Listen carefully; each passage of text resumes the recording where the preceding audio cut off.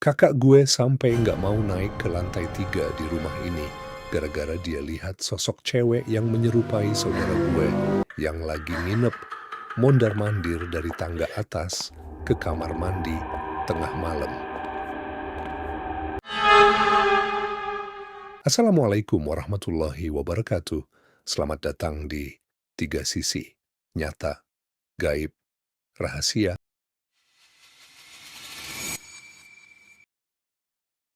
Gue mau lanjutin cerita tentang rumah keluarga gue. Rumah 3 lantai itu yang dari dulu memang udah sering kejadian aneh, tapi kejadian paling nggak masuk akal justru terjadi setelah nenek dan kakek gue meninggal. Dan adik dari ibu gue yang dulu tinggal di lantai 3 juga sudah nggak ada. Sejak itu, susunan rumah berubah. Keluarga gue pindah ke lantai 2. Lantai 1 ditempati kakak kedua gue, sedangkan lantai 3 mulai kosong. Awalnya biasa aja, tapi lama-lama rumah jadi terasa beda, terlalu sunyi, terlalu hening, dan anehnya sering terdengar suara langkah dari lantai atas, padahal nggak ada siapa-siapa. Sampai suatu hari ada saudara gua datang dan nginep. Awalnya semua normal, ngobrol, ketawa, ngopi, nggak ada tanda aneh sama sekali. Tapi menjelang sore, sekitar jam 6, menjelang maghrib, kakak gue sempat lihat sesuatu yang bikin dia langsung diam. Dia lihat dua sosok sekaligus yang mirip saudara gue yang lagi nginep. Yang satu duduk di dekat tangga menuju lantai 3. Yang satu lagi berjalan ke arah kamar mandi. Setelah itu kakak gue langsung nanya ke saudara gue yang lagi di ruang TV. "Teh, tadi kamu ke atas nggak? Ke lantai 3 atau ke tangga?" Saudara gue jawab, "Enggak tuh, aku barusan dari kamar mandi." Di situ kakak gue langsung merinding, tapi dia mencoba berpikir logis. Mungkin cuman capek, mungkin cuman salah lihat.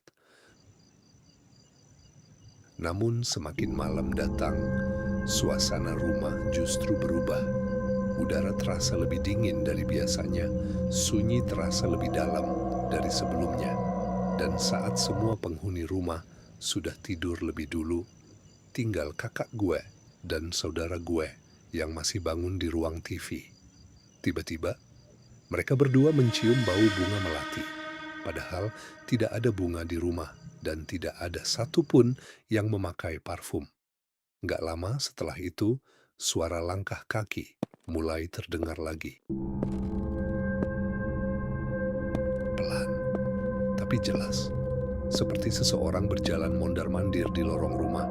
Dari arah tangga, naik, turun, berulang-ulang, tanpa henti. Saudara gue mulai gelisah, tapi tidak berani keluar kamar karena suara itu bukan menjauh, justru terasa semakin dekat. Sampai ketika itu, kakak gue sadar satu hal. Ada sesuatu di rumah ini yang tidak sekadar tinggal diam, tapi seperti masih memiliki pola, pergerakan, dan keberadaan yang tidak terlihat. Dan dalam pandangan spiritual, kejadian seperti ini sering dikaitkan dengan satu hal, rumah yang jarang diisi dengan zikir, doa, dan ketenangan ibadah bisa menjadi tempat yang sunyi secara manusia, tapi tidak benar-benar kosong secara gaib.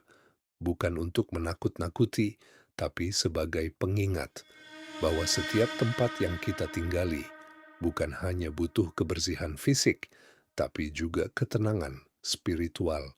Malam itu, mereka hanya bisa diam, menunggu sampai suara itu benar-benar hilang.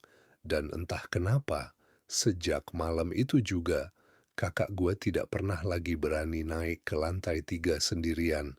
Dan saudara gue yang nginep saat itu, besok paginya langsung minta pulang tanpa banyak bicara. Dan sampai sekarang, rumah itu masih berdiri seperti biasa. Tapi, lantai 3 tetap menjadi bagian yang paling jarang disentuh di malam hari. Karena kadang, yang paling menyeramkan bukan sosoknya, tapi perasaan bahwa sesuatu masih ada di sana, meskipun kita tidak melihatnya. Kalau kalian suka kisah seperti ini, jangan lupa like, follow, dan share. Saya Rohman pamit undur diri. Wassalamualaikum warahmatullahi wabarakatuh. Sampai jumpa. Tunggu kelanjutan kisahnya hanya di Tiga Sisi.